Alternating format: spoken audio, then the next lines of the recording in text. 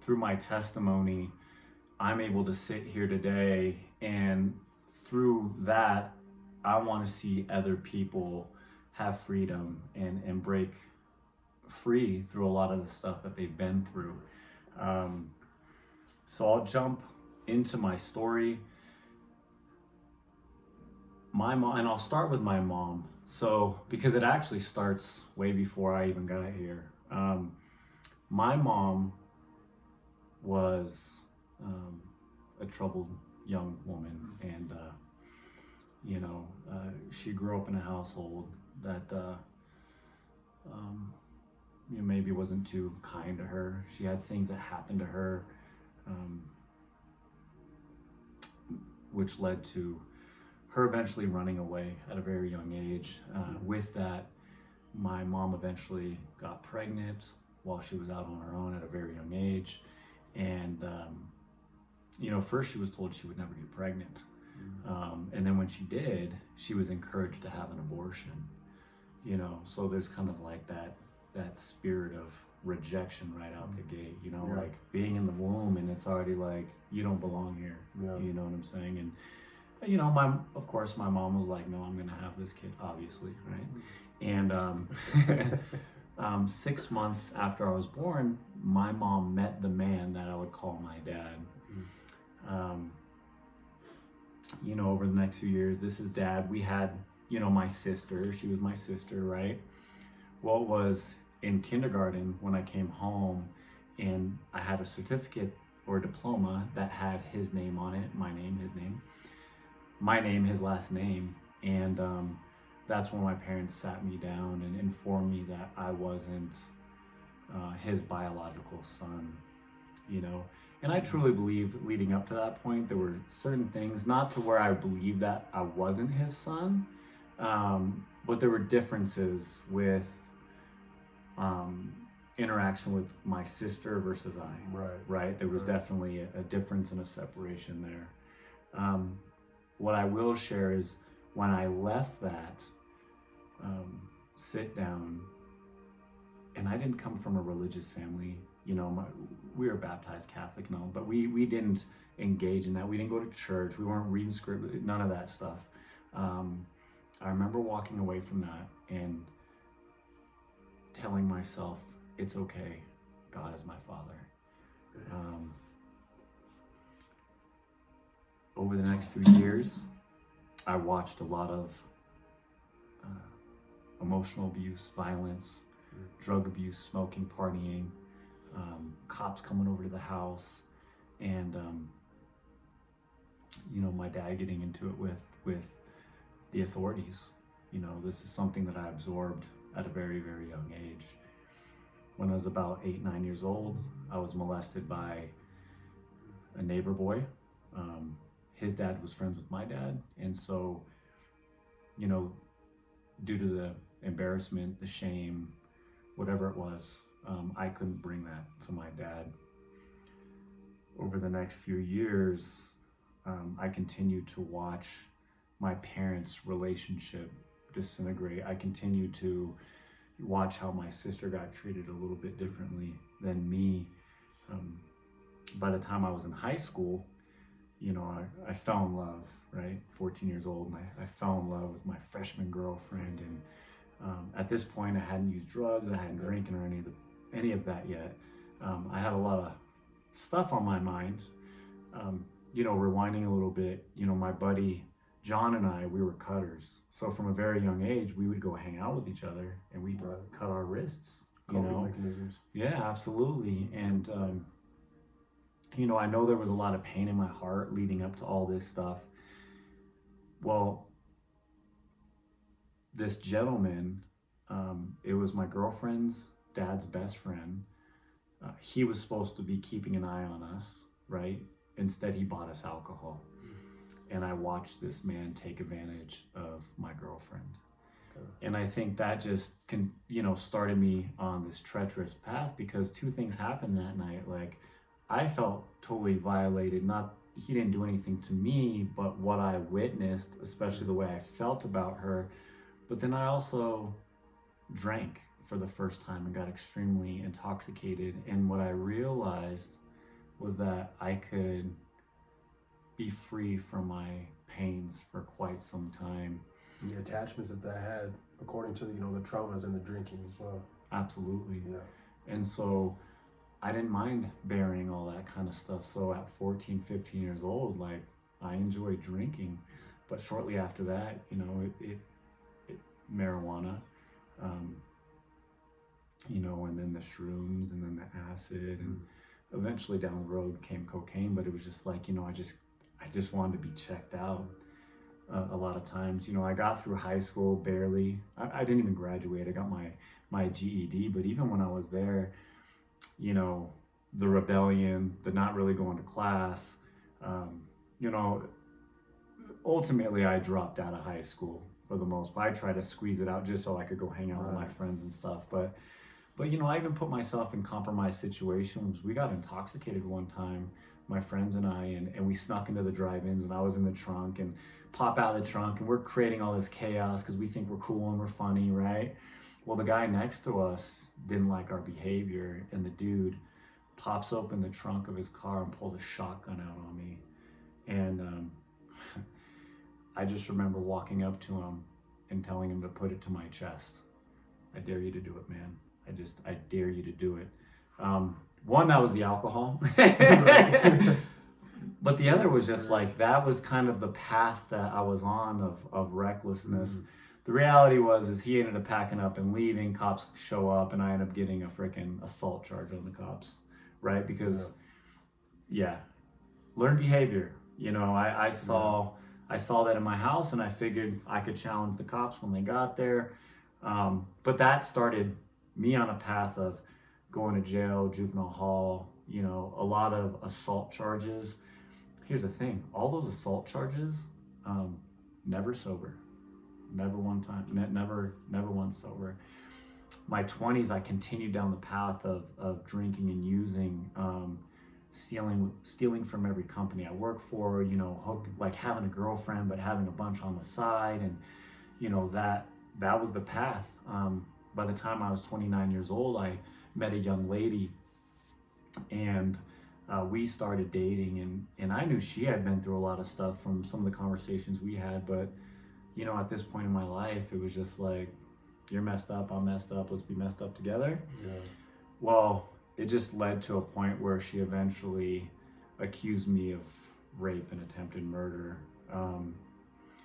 And with that, I was at her house one night, and we had gotten to a discussion. So her and I had been in a previous breakup, and during that breakup, what happened was I went and I started going to church. I went to a Bible study, and what an amazing experience. I was sitting around the table with all these guys. We were in California. It was really hot outside, and we're in this air-conditioned room, and I was on this track of like, I had no job, I was living couch to couch, I was drinking, I was using all the time. I'd lost my girlfriend, and I got invited to this Bible study, and these guys are praying over me, and they asked me if I wanted to receive the Lord. Mm-hmm. And I said, yeah. I mean, what do I have to lose, right? You can't even encompass what happened on the cross or what even that means, right? But you're like, yeah, let's give that a shot. Like, nothing else is. You like, and in that, I just remember I started shaking really bad. But I wasn't afraid of anything. I wasn't cold, and then I start breaking out in sweat, man. Mm-hmm. And all of a sudden it was just, and I just felt so amazing. Well, what happened when her and I broke up is that she got encouraged to get into escorting. So when I was growing up, there was Craigslist, and you could do all that kind of stuff. Well, that's what she chose. That was the path that she chose. And then when I found out about it, and I just got my Jesus card and threw on my cape, and and I deeply cared about the young lady. I tried to walk back into her life to pull her out of that lifestyle. Yeah. And so when I was at her apartment that one night, things took place, conversations took place, and she didn't like that conversation. And so I went downstairs to rest it off, and that's when I woke up to a banging at the door, and it was the cops. And She came downstairs and I asked what happened, and she said, I called the cops and told them that you raped me and tried to kill me. And, when I was very young, I was told I was going to be dead or in prison by the time I was 30. Yeah. This took place 8 days after my 29th birthday. I have the police at the door, and I have a window that I could jump out of. I'll be dead or in prison Right. by the time I'm 30. And I opted for death. I wasn't going to go to prison for something I didn't do. And so in the midst of all the chaos and the betrayal and the, fear and confusion, I chose to jump headfirst out of a third-story loft window with the intention of breaking my neck and killing myself. What happened, though, is I clipped an awning, changed my fall, severed my spine, collapsed my lung, broke both of my arms, and ended up in the hospital for a 10-hour surgery. After I woke up from that, cops came in, they arrested me, they shackled me, they considered me a flight risk. One, I don't fly well, obviously. Yeah. Right, flying's not my jam.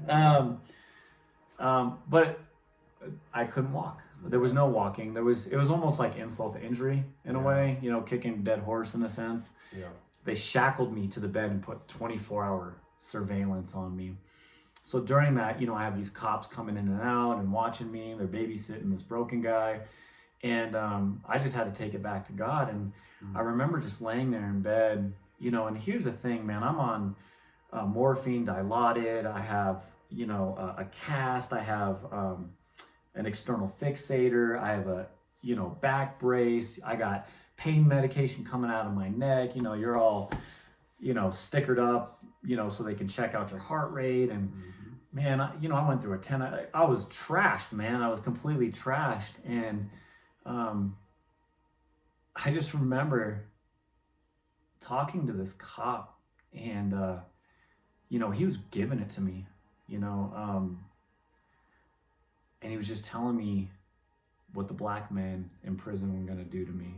So the young woman was of color, right? And she had a nicer tan than I did.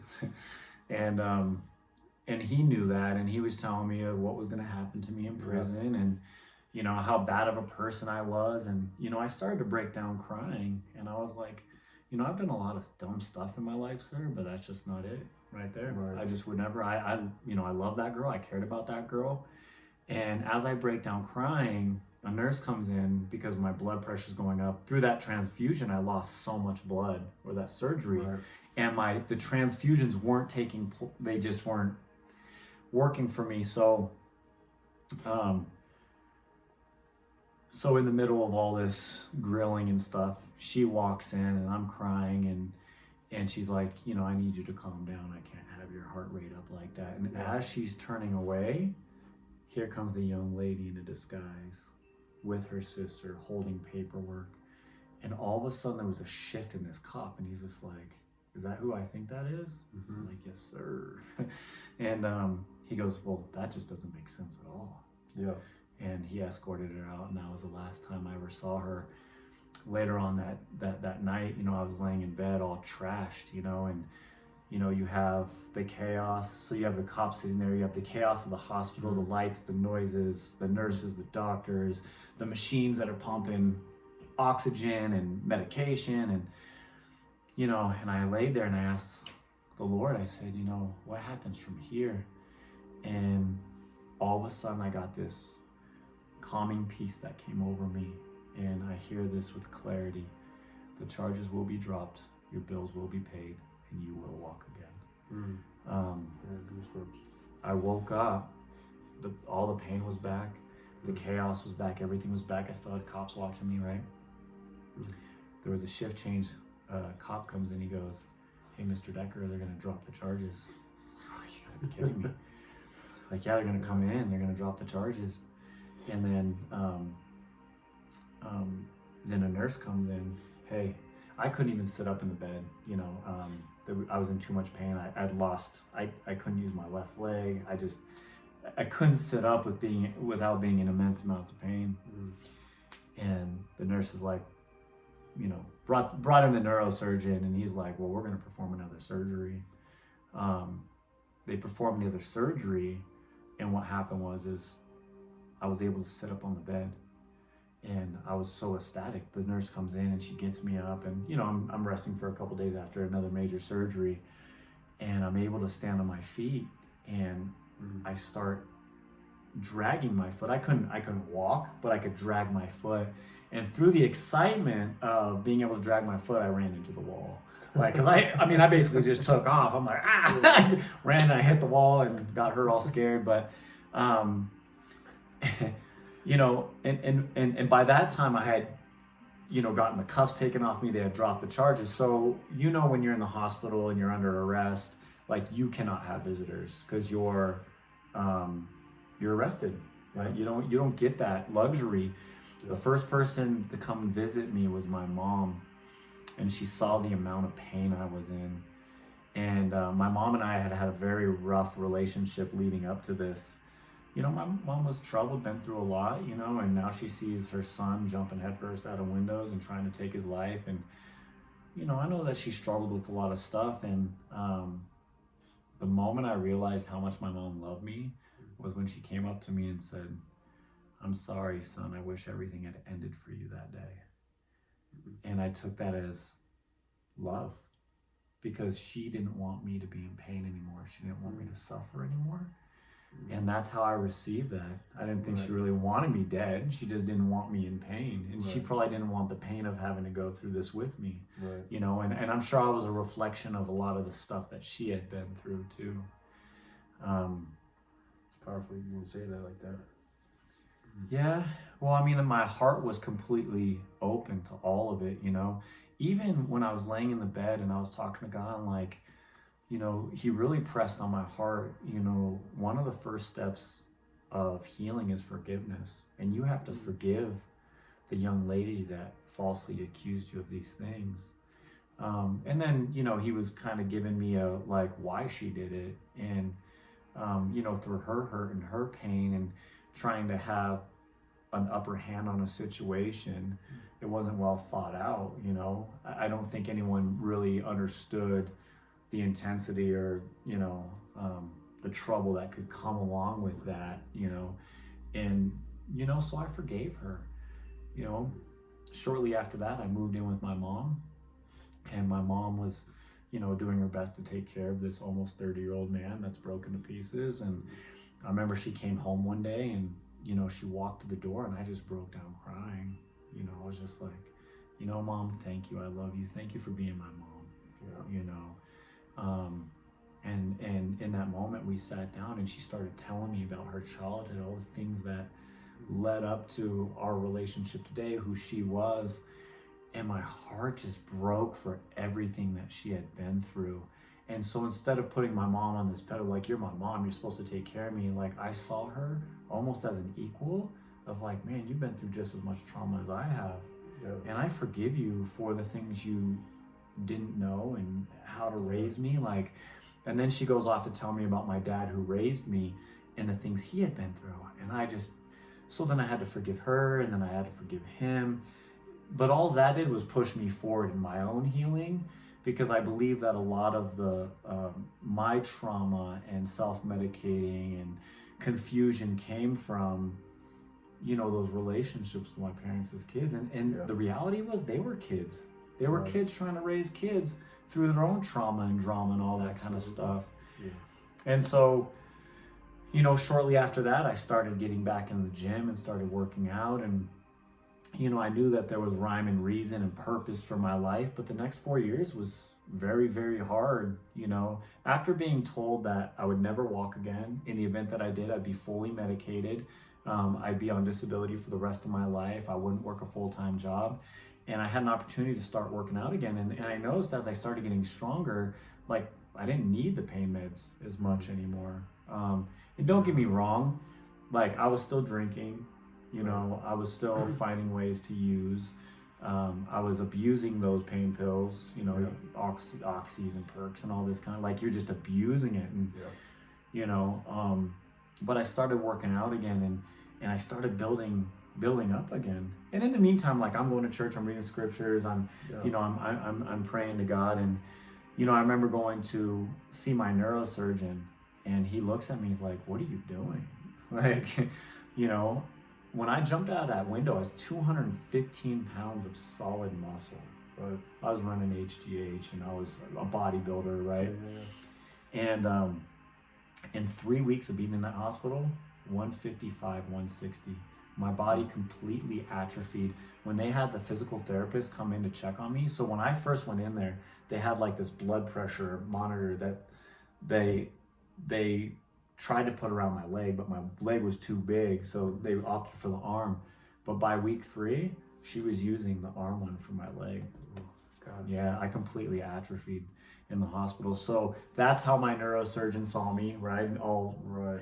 So when I start showing up and like I'm packing on the meat again, he's just like, what are you doing? I'm like, dude, I'm loving Jesus and going to the gym. I mean, he was pretty amazed by all that. And, you know, I kept pushing on, but I was still struggling with my childhood. I was still struggling with my self-worth and my identity. You know, I was living in my buddy's garage, and I love them and his family for taking care of me. But I didn't have nothing, man. I didn't have a license. I was living off of disability money. I was living in a garage, you know, and I was like, that was my worth, you know, and I was struggling with that. Well, I met my girlfriend and wife to be, and for the first 9 months of our relationship, you know, what she saw was the struggle with alcohol.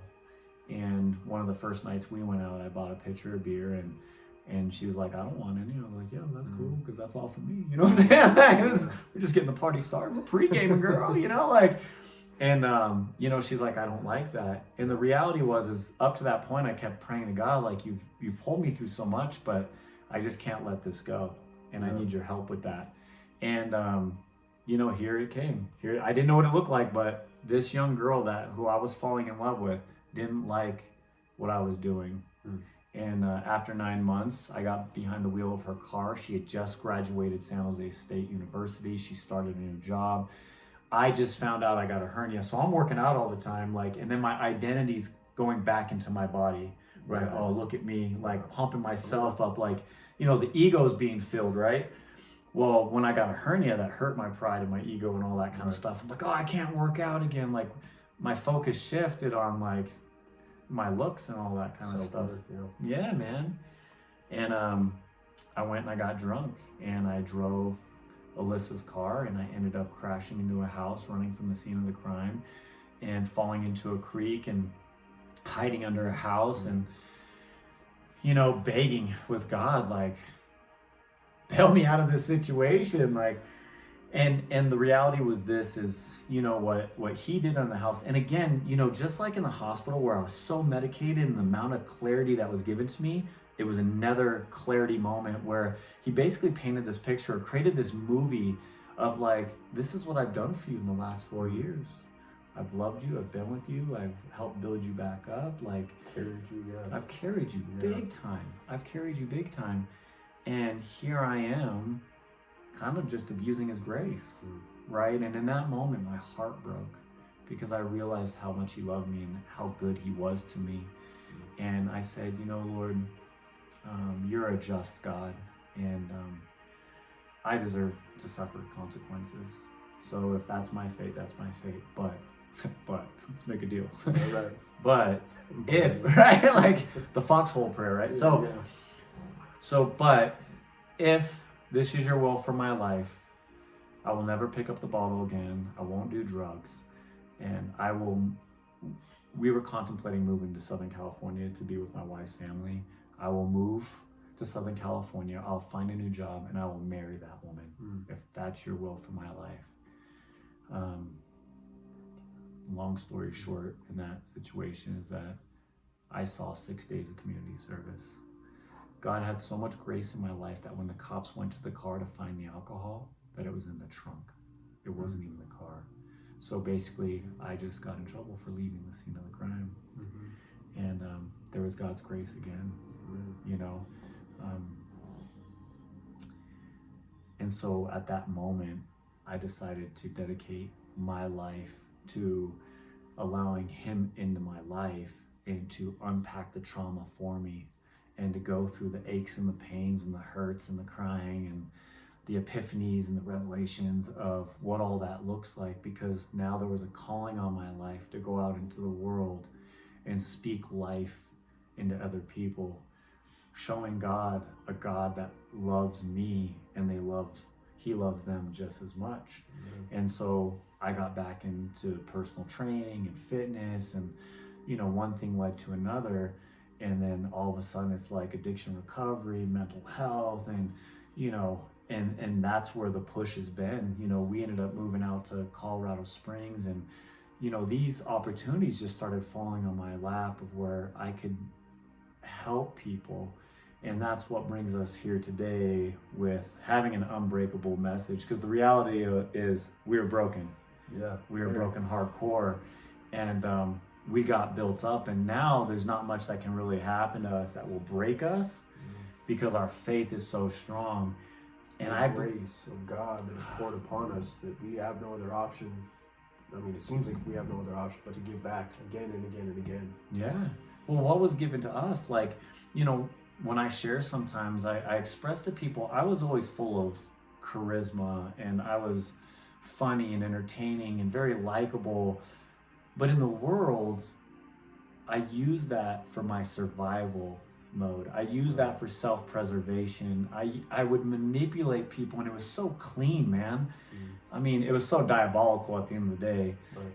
But I would constantly manipulate my way in and out of situations just to get what I want so that I could survive. And I realized the gift wasn't in those actions, but the gift was in those traits that God had given me. So why don't you use what I gave you and go into the world and be a light into darkness? Redirect it. Absolutely. Yeah. And so ultimately, through everything that we do with the Rises, Lines, Recovery, Rebels, Unbreakable messages, it all glorifies God. That's what we're here to do. And the kingdom. And I know that people are in different places of their journey. Like, oh, God doesn't work for me. Well, give God a shot, right? You got to give God a shot, because He works for all of us. Heart. Yeah. He knows your intent. Intention's key in all of it. 100%. You know how long I've been going to church, and you just don't have people that have a heart for God. They just, it's a checklist, right? They check the box. Well, this is what I did on Sunday, and I went to Bible study, and I'm a good person, and like, it's all about image and self. And even with my initial church experience, when I first came to God and I started going to the church, like I met a lot of great people there, and it like fed me early on, and I took what I could. I didn't know theology or doctrine. I just saw a bunch of people that had fun and loved each other and talked about Jesus. I'm like, let's go. But even within that experience, early on in my healing, I was approached by a worship pastor, and that worship pastor, over the next couple of years, would buy and do things for me. Ultimately, what happened is he invited me into his home to stay with him, and he had another agenda. And with that being said, because this kind of piggybacks off give God a chance, right? Because what that man did to me and to other people is not a God thing whatsoever. I know that people have been hurt by the church. They've been hurt by people that call themselves Christians. There needs to be fruit in our walk, and that's what I'm trying to give people, the fruit of the transformation that's taken place in me. And so, a lot of times people stay away from the church, they stay away from religion, they stay away from Jesus. Like, people have branded Jesus in their own way. Right. And that's for their own greed, right? Yeah. That's for their own motives and their own desires. Agenda. Yeah, there's an agenda behind a lot of that stuff. We know that religion has been used to control people, but here's the thing, my walk with God has been the most freeing thing ever. Relationship. Straight up relationship. And even in our process now, no matter where we're at through our recovery, we've been delivered, we're moving forward, we're helping others, we're meeting people where they're at. We just want to give that back to other people. Service. Because we know that it works. Well, He created us to serve and to give others and to love. Like, I think love has been so tainted where it's like, what's the transaction taking place here? Mhm. Love is when I'm going to start giving stuff out with nothing in return, no expectation. That's agape love. Selfless, compassionate, reckless. Yeah. You know, it's not transactional. It's just Yeah. giving with no expectation back. Yeah. You know, and unfortunately, a lot of us grew up and we've been around expectations, and this is what it looks like, and you do for me. Like, you know, I think that a lot of us even grew up in violence, and then you think that's what love looks like, you know. And the reality is in your home, you know, you're supposed to learn love from that dynamic, and if you don't, you're out there trying to figure it out. Right. What does it look like, right? And then we're impacted by so many other things, and you know, so, you know, our goal, you know, on all this is to really, you know, show the love of God to other people, because there's so many people hurting. There's people that are seeking recovery, in recovery. They've been through so much trauma. And I can tell you this, someone that's walked through it, you can be healed. And in your healing, you're going to be refined. And things are going to be dug out of you that you didn't even realize were there. But it's only for your good. And that's what gives you strength. You're going to go to places you might not want to be, you know, like in that garage. You know, I remember being in the hole in prison, and he got my full attention at that point. You know what I mean? It's not where I wanted to be, but, you know, he wanted the focus on him. You know what I mean? He wanted your heart. He wanted, you know, you and him time, some isolation. So things happen for you, not to you, you know, and everything. It's not where you want to be, but it's where you have to be, because he knows, you know, he's trying to change your character, because he's trying to give you a purpose, and that's love. 100%. You know, it's, yeah.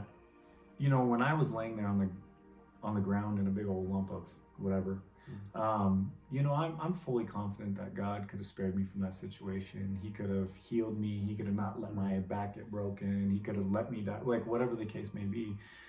But there was nothing to be gained in any of that, right? He was like, I'm going to spend some one-on-one time with you, and we're going to develop a relationship. And that's what living in the garage did. It was like there was a lot of time. And even when I was unpacking so much stuff in my life, like I ran to the bottle, and I ran to the pills, and I ran to the drugs. It was what was comfortable. It's what you knew. Yeah. Yeah. But I still had to address it. And over time, it was like, you know, all that had to come to an end. You know, again, most people don't have an experience of like, boom, it's done, right? It's a process for a lot of people. And again, we want to meet people there, but we also don't want people to justify and validate. And, you know, one of the goals is to not victimize ourselves, but to see victory on the other side of it. It's the biggest thing I see from your story, man. You're not a victim to anything that happened to you. You know what I mean? That's a beautiful thing. Well, thank you. Yeah. Well, I'm grateful for all my experiences, because now I get to use those experiences to give back and sit across from someone and say, yeah, I understand. I completely get that. Yeah. You know, you can read it out of a book, you know, but I've lived it. it.